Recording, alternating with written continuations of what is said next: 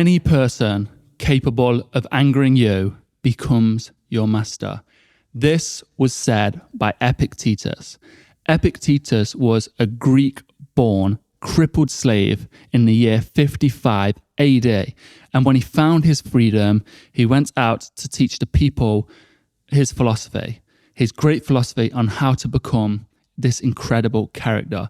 Epictetus goes down in history as one of the most formidable and strongest characters in the whole of humanity. He is the man who influenced and inspired the last great emperor of Rome, Marcus Aurelius. Marcus Aurelius, this great emperor, the philosopher king who fought in the Marcomannic Wars, led his people through the Antonine Plague, and Marcus Aurelius, whose death hailed in the beginning of the fall of the Roman Empire. So this great figure, Marcus Aurelius, was actually inspired by Epictetus, and you can see it in his works. But I think his words, his advice that Marcus Aurelius gives, although very similar to Epictetus, I think Epictetus' advice is so much more practical and has the ability to change your life. So practical. So in the discourses, Epictetus gives roadmaps to life. And this guy that was so strong, so incredible, so inspiring, he wrote down these guides on how to become like him. You know, this man, when he was in slavery, his master was bending his leg, twisting it. And Epictetus said, if you keep bending my leg, it will snap. But the master didn't listen. He kept bending it. And a big crack snapped. His leg completely snapped.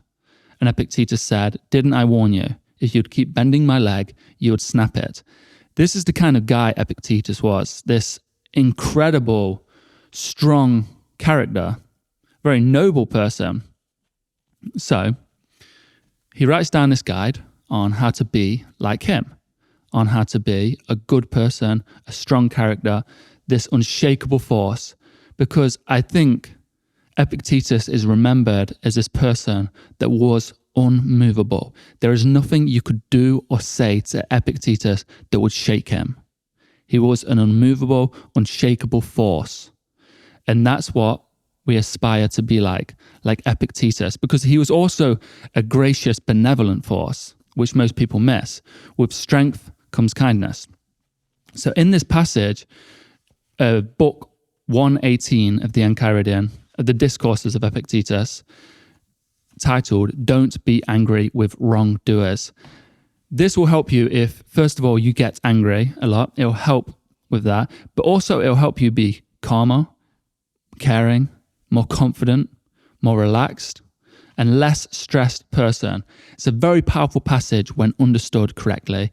So it's around 3 minutes long. I'll read through it, then I'll explain what he means and how to incorporate it into your life and how I've incorporated it into my life. So on today's episode of the Everyday Stoic podcast with myself, William Mulligan, author of The Everyday Stoic, Simple Rules for a Good Life, I'll be going over Don't Be Angry with Wrongdoers by Epictetus. Today's episode is powered by Huel. Huel is a quick, affordable, nutritiously complete food with everything that your body needs. Philosophers say that people are all guided by a single standard. When they assent to a thing, it is because they feel it must be true. When they dissent, it is because they feel something isn't true. And when they suspend judgment, it is because they feel that the thing is unclear. Similarly, they say that in the case of impulse, people feel that its object must be to their advantage, and that it is impossible to consider any one thing advantageous and desire something different, or consider one thing right and have an impulse to do something else. If all of this is true, then what grounds do we have for being angry with anyone? We use labels like thief and robber in connection with them. But what do these words mean? They merely signify that people are confused about what is good and what is bad. So should we be angry with them? Or should we pity them instead? Show them where they went wrong, and you will find that they'll reform. But unless they see it, they are stuck with nothing better than their usual opinion as their practical guide. Well, shouldn't we do away with thieves and degenerates? Try putting the question this way. Shouldn't we rid ourselves of people deceived about what's most important? People who are blind, not in their faculty of vision, their ability to distinguish white from black, but in the moral capacity to distinguish good from bad.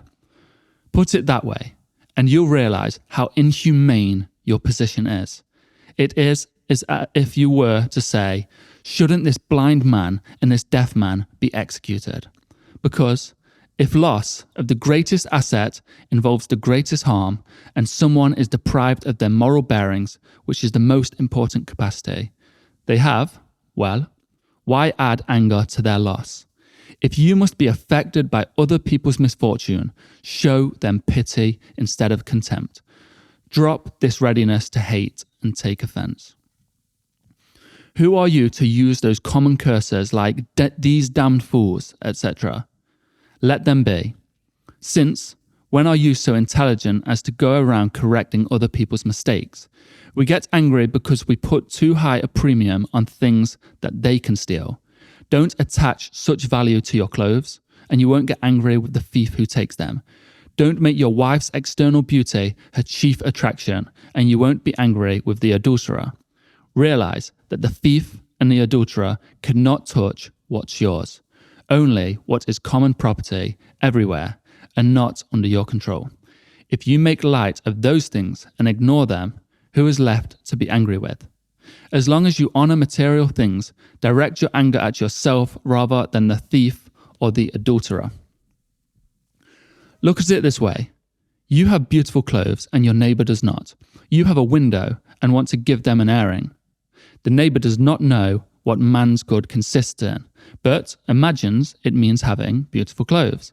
The opinion you happen to share, it's a foregone conclusion that he's going to try and steal them. I mean, when starving people see you gobbling down food all by yourself, you know one of them will make a grab at it. So don't provoke them. Don't air your clothes at the window. Something similar happened to me the other day. I keep an iron lamp by the household shrine. Hearing a noise from my window, I ran down and found the lamp had been lifted. I reasoned that the thief who took it must have felt an impulse he couldn't resist. So I said to myself, tomorrow you'll get a cheaper, less attractive one made of clay. A man only loses what he has. I lost clothes. Yes, because you had clothes. I have a pain in my head. Well, at least you don't have a pain in the horns, right? Loss and sorrow are only possible with respect to things we own. But the tyrant will chain. What will he chain? Your leg? He will chop it off. What? Your head? What he will never chain or chop off is your integrity. That's the reason behind the ancient advice, know yourself. We should discipline ourselves in small things and from there progress to things of greater value. If you have a headache, practice not cursing. Don't curse every time you have an earache, and I'm not saying that you can't complain.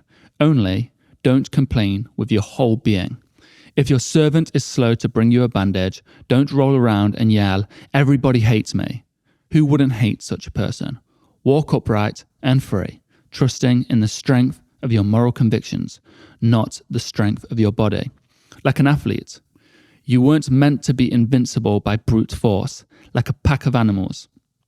You are invincible if nothing outside the will can disconcert you. So, I run through every scenario and consider them as an athlete might. He lasted the first round. How will he do in the second? What if it's hot?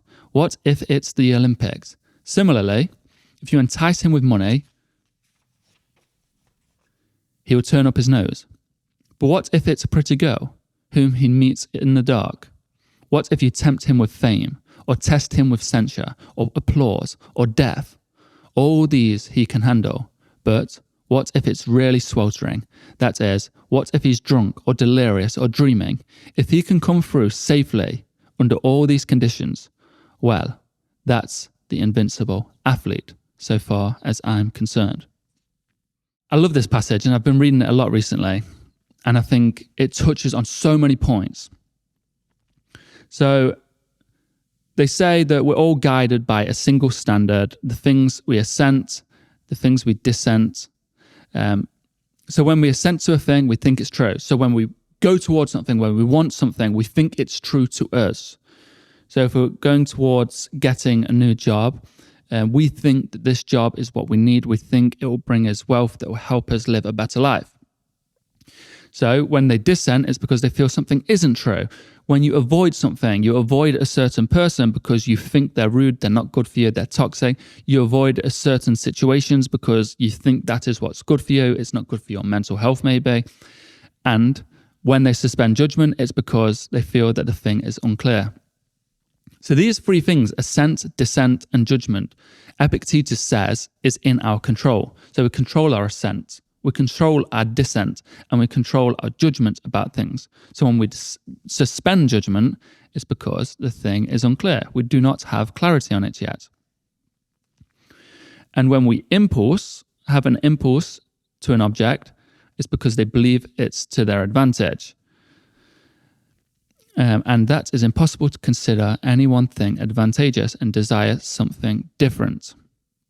So a lot of bad impulses you have, a lot of things you assent to, is because you think these things are advantageous of you. Maybe not by logic, but by thoughts. You're getting the sense that if you do this thing, it's advantageous to you. So maybe a bad impulse, going on doom scrolling, these kind of things, acting on bad habits. Some part of you thinks that this is a good idea, it's beneficial for you.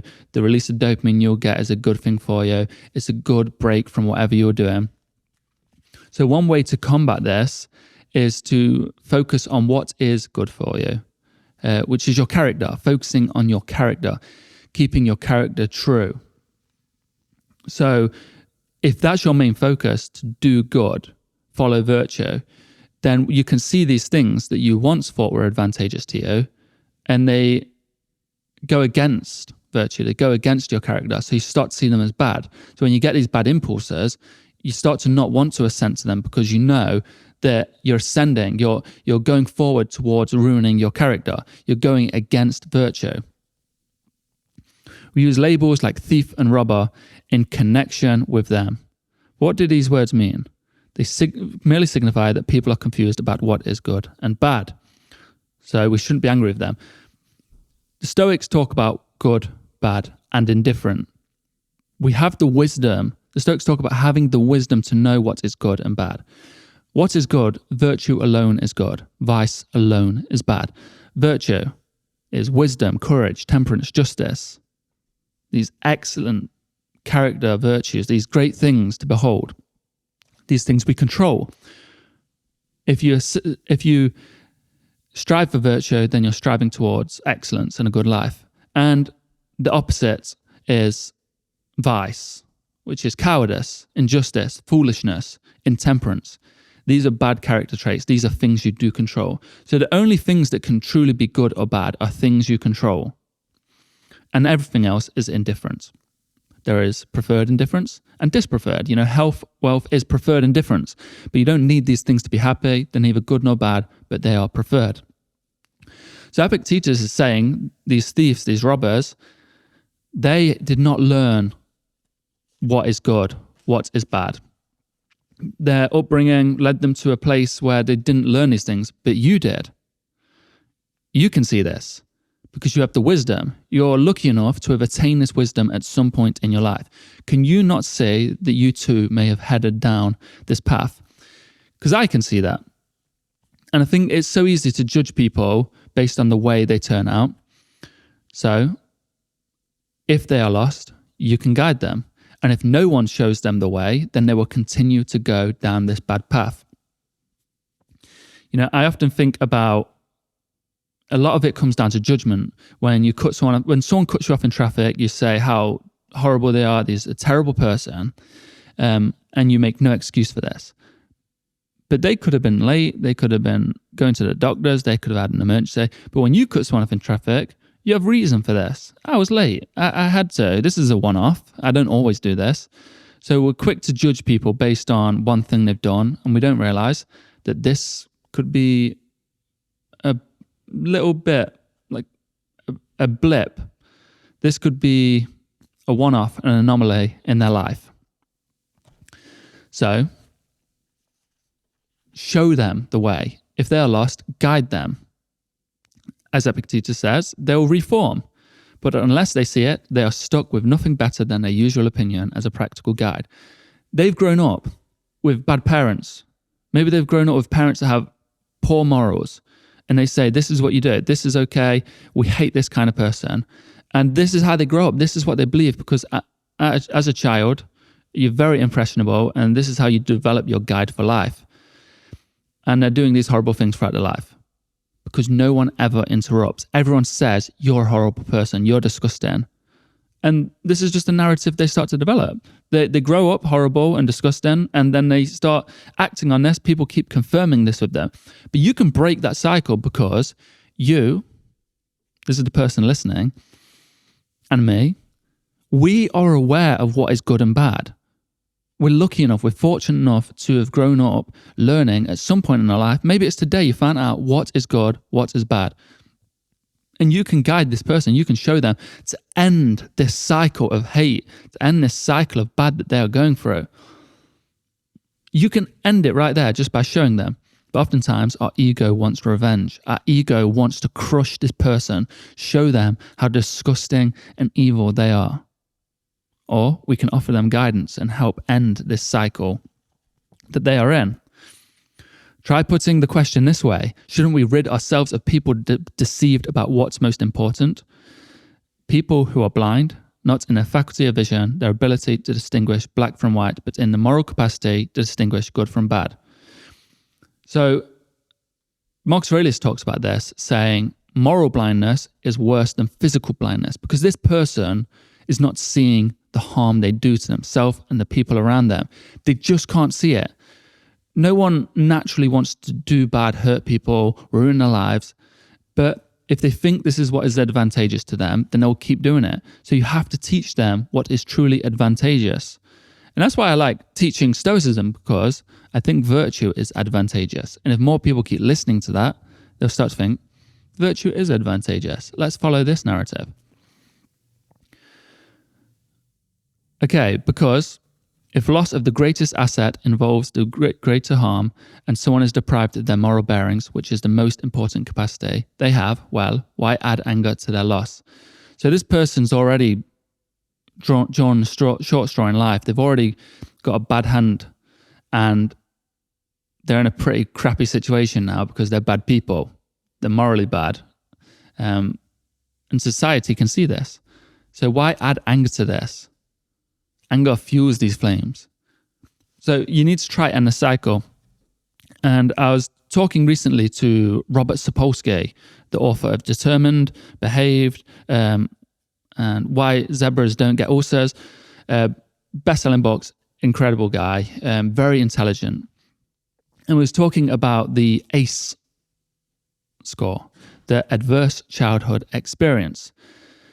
ACEs are potential traumatic events that occur in childhood, not 17 years. For example, experiencing violence, abuse, or neglect, witnessing violence in home or community, having a family member attempt or die by suicide.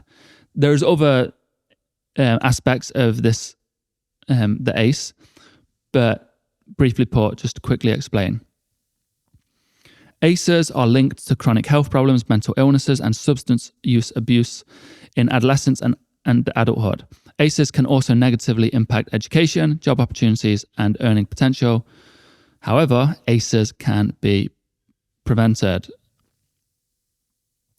ACEs can have lasting negative effects on health, well-being in childhood and life opportunities, such as education and job potentials well into adulthood. These experiences can increase the risk of injury, STIs, maternal and child health problems, and a wide range of chronic diseases and leading causes of death, such as cancer, diabetes, heart disease, and suicide.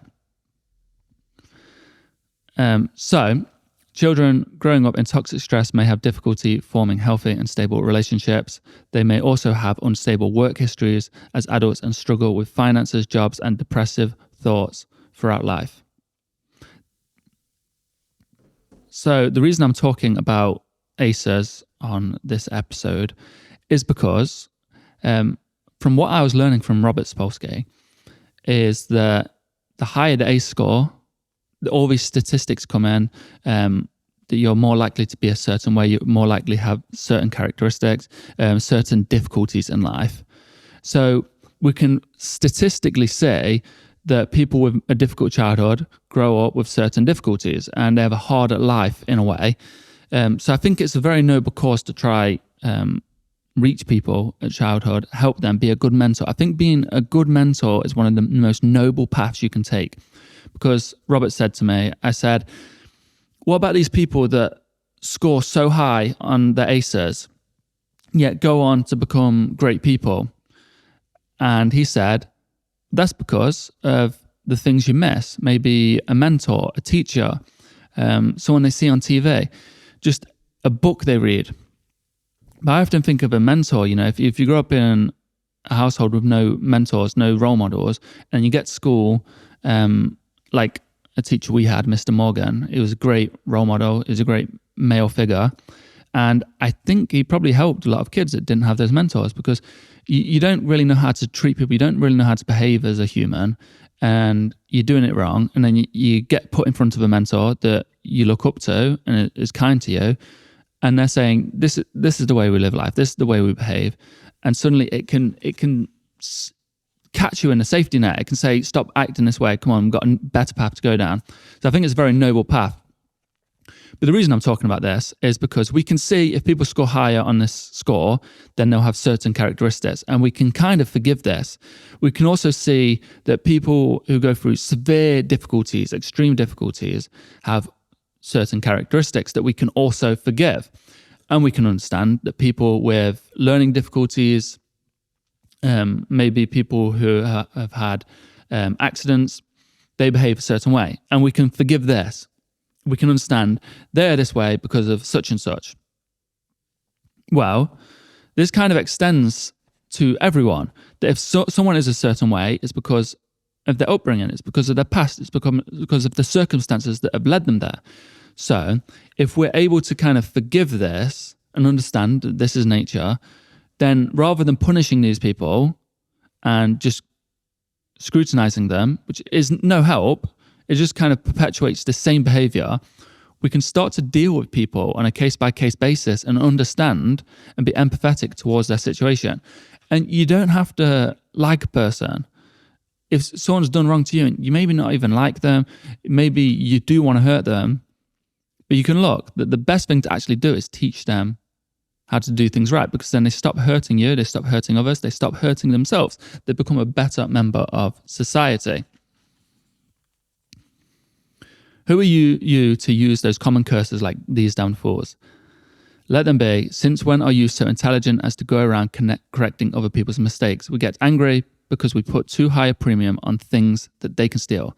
Don't attach such value to your clothes and you won't get angry at the thief who steals them. Don't make your wife's external beauty her chief attraction and you won't get angry with the adulterer. Realize the thief and adulterer cannot touch what is yours, only what is common property everywhere and not under your control.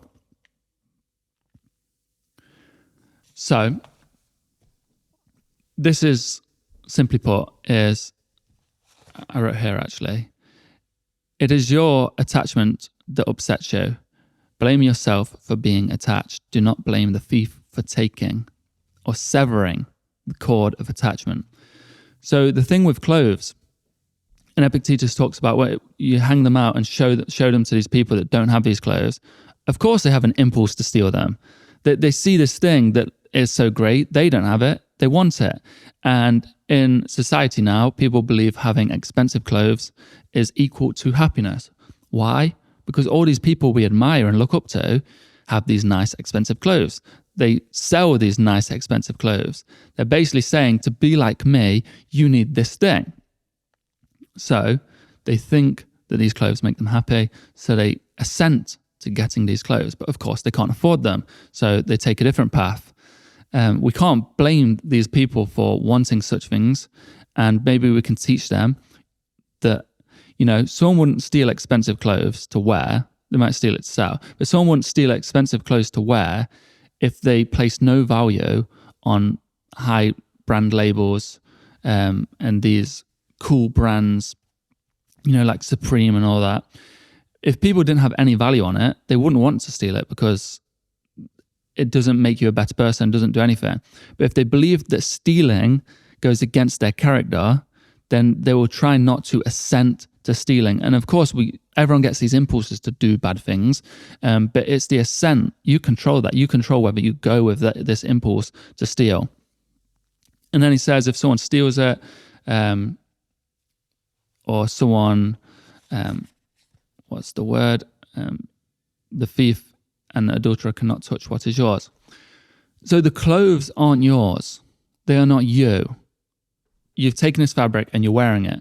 If someone steals it, they've stolen these clothes and you've assigned ownership to them. That is what hurts. You've attached a cord to them. Your soul has attached a cord, and when they take it from you, they sever that cord. So this is why I always say, try not to attach emotions to objects, because objects don't last. Objects can be stolen, they can be broken.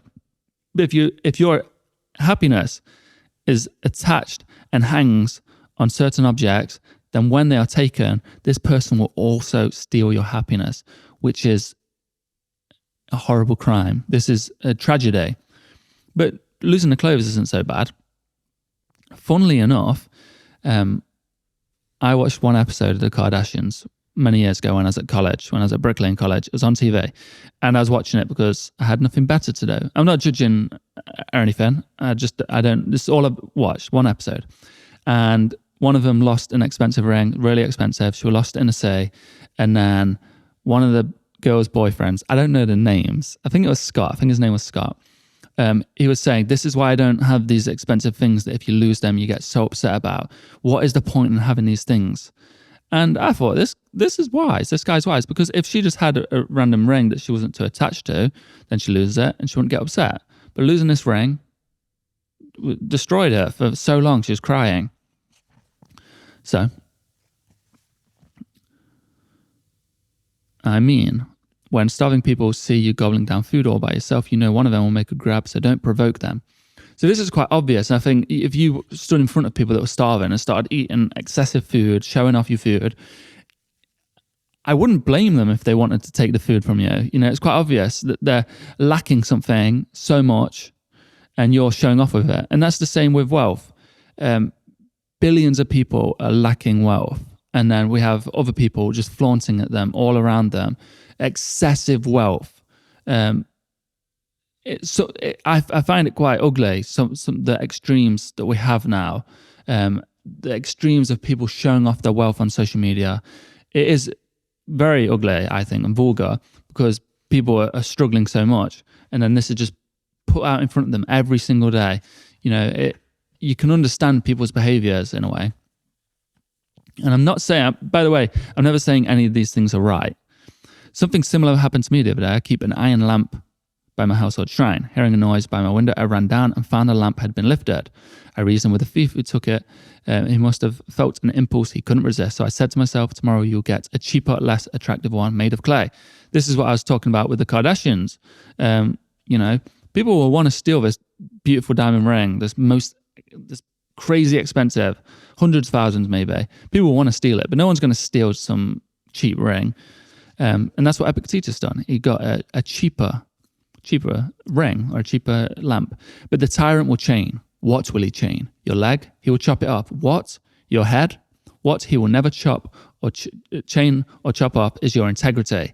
That's the reason behind ancient advice to know yourself. No one can ever steal your will. Ever. It is the last of the human freedoms. Your integrity, your character, your will, the things that you truly control. And this is why they are good. Because you control them and only you can control them. No one can even touch them. Only you can touch them. So he's saying they'll chop off your leg, chop off your head, but they will never, ever do anything to your will, to your integrity. Only you can do this. So if you see this as the highest good, to look after this thing, then you're set for life because you control this solely. No one can ever touch it. And I think that's one of the most amazing things. And it's what is kind of the basis of Stoicism is you have full control over this thing. So protect it, look after it. And it's behind the ancient advice of know yourself or know thyself, the famous maxim written by the Delphic Oracle. We should discipline ourselves in small things and from there progress to things great value. If you have a headache, practice not cursing. Don't curse every time you have an earache. And if I'm not saying that you can't complain, only don't complain with your whole body. So this advice is basically, as Epictetus said, if you want to get better at walking, walk. You want to get better at talking, talk. If you want to get better at not complaining, then stop complaining. And it's hard. You've learned this way. As British people are masters at complaining, just about everything. But you get good at complaining. It gets easy. It becomes your default. Oh, it's raining. Let's complain about the weather. But we don't say that the rain is giving life to these beautiful plants. We don't see that it washes the dog piss off the sidewalk. Well, we might see that.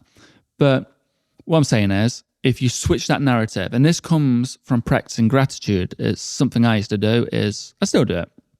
When I used to walk to work, because I was in that mode, that default mode of just complaining, moaning, seeing the dark, seeing the rubbish. And I'd walk to work. I'd think of 3 things I'm grateful for, and I really think about them. And really think, and at the start, it's the obvious things: family, life, happiness, health. But then you start to really niche down and go, I'm happy that I've seen those beautiful birds in the sky, because, what a beautiful thing that nature is all around us. And you start to niche down and you start to be grateful for things. And it just switches the narrative from looking for the bad to looking for the good. If your servant is slow to bring you a bandage, don't roll around and yell, everybody hates me. Who wouldn't hate such a person? This is a self-fulfilling prophecy. These people that say, everyone's against me, the world hates me, they're just fulfilling this prophecy because they start acting a certain way. And I like the advice of, if one person is rude to you, then they're a dick. If 2 people are rude to you, then maybe they're a dick. But if everyone is rude to you, maybe you're the problem. You weren't meant to be invincible by brute force, like a pack animal. You are invincible if nothing outside your will can disconcert you. This is what we're talking about. If you do not allow these things to shake your will, then you are truly invincible. And your only limitations is your mortal body and your self-belief. So I run through every scenario and consider them as an athlete might. He lasted the first round. How will he do the second? So Epictetus is saying he can keep his will strong. He's assessing his character. Maybe at the end of the day, this is something the Stoics would do. He's assessing himself. I kept true to my character when I took a few punches. Great. I kept true to my character when I took more punches. I kept true to my character when something important was put on the line. The Olympics. Even when it was hot, I was irritated. It was terrible. I kept true to my character. But what if it's a pretty girl? Now, temptation has been thrown in there, but he stays true to his character. What if he's tempted with fame or censure or applause or death? All these he can handle. But what if it's really sweltering? That is, what if he's drunk? So all these things, these alluring things, these threats, death, applause, fame, a pretty girl, none of these things will break your character. Then that shows true strength. That shows this powerful grip on who you are. And that's why they say, know thyself or know yourself. You're knowing yourself. You're not allowing these things to sway you, to drag you under, to make you bad, because you know yourself. You know who you are, and you're doing what is good. But what if it's really sweltering? That is, he's drunk or delirious or dreaming. If he can come through safely under all these conditions, well, that's the invincible athlete so far as I'm concerned.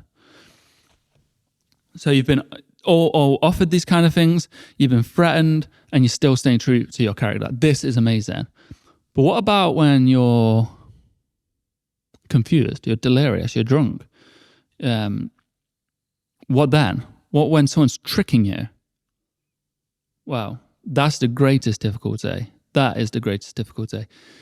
And I think that takes years to get there. But I think the prior you can get to quite quickly. You can realize what's true to you and that your character is advantageous to you to stick to your character. And when you're offered these luxuries that go against your character, well, you will resist them because your character is what is most important. But the hard part is when you're confused, when you're tricked. This takes years of practice. It takes years of assessing, as Epictetus does, going through this exercise of saying, what if this? What if this? Am I still going to stay true to my character? It takes wisdom on knowing what is good and bad. It takes courage to stand up for what is good. So that's the difficult part. I think sticking to your character and understanding that character is advantageous, this is one of the most powerful things you can do. Because in any situation, this is also always the question you ask yourself. You're going, is this right for me? Is this right for my character? So that was Epictetus, don't be angry with wrongdoers. I hope this advice from Epictetus helps you. And remember, it's like I say, I actually wrote this towards the end of my book. I say, it's all good hearing all these things, listening to my advice, but you have to put it into your life. You have to incorporate it into your life. Otherwise, it won't help. Don't talk about your philosophy, embody it. And I think, this is why I said it in my book, is you can listen to all these things. You can hear all this great advice, but if you don't incorporate it, then it's just unmeaning words. And that's the thing, how Stoicism changed my life was I tried these things. I trial and error these things. I heard this advice and I kept trying it. Some things didn't work for me. Some things did. Memento Mori works for me. It's amazing. So life-changing. All the time I think about it, I remember my mortality. Anyway, I hope you enjoyed today's episode of the Everyday Stoic podcast. The goal of this is I believe we all deserve to flourish. I also wrote this in my book. It's not in this version, actually, because this was the first ever print. But I believe we all deserve to flourish for ourselves, for our loved ones, and for the world around us. I think that is a right we should all have. And we all miss that mark because we grow up wrong, we don't get the right mentors, we don't learn the right things. But I think through philosophy, modern and ancient, we can learn how to live life correctly. We can learn how to flourish and become the best version of ourselves. And I think the best way to do it is to hear about people, not these great people. That's not who I learned from. These perfect characters. I learned from people that were like me, in the same situation as me, and got to where I want to be. So they took that path. They took that journey. And I know that if I listen to them, then I can follow their journey as well. So that's why I talk to people on the Everyday Stoic podcast. So I hope you enjoyed this solo episode. Follow so you don't miss episodes every Monday, Wednesday, Friday, 3 episodes a week. And I'm sure there's many solo episodes, many episodes where I'm joined by great people. Exciting episode coming up soon. But follow there so you don't miss out, and follow me on Instagram at The Everyday Stoic, at William Mullingriver, and go check out my book if you're interested in these kind of lessons. It's just full of these. And thank you to today's sponsor, Huel. Huel is a quick, affordable, nutritiously complete food with everything that your body needs. And well, I really do like Huel. I have their daily greens every single morning. They fuel my mornings. They taste delicious. They're quick to set up and they're healthy and nutritious. That's what I like about them. When I was writing my book, I had Huel beside me all the time, their instant meals and their drinks, because when temptation hits and you want to go to the shop or you want to order something which is unhealthy, it's a lot of money, you can quickly grab it, make it in like less than a minute, and it's ready to eat. So you've satiated your needs and you've ate something very healthy and delicious. So that's why I recommend Huel. Thank you for watching.